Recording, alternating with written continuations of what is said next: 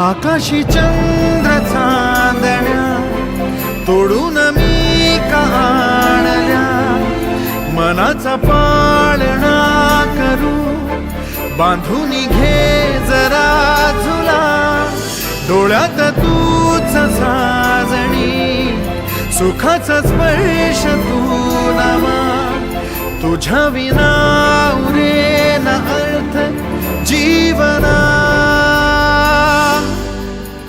उजळे तुझ्या हसूने कणकण,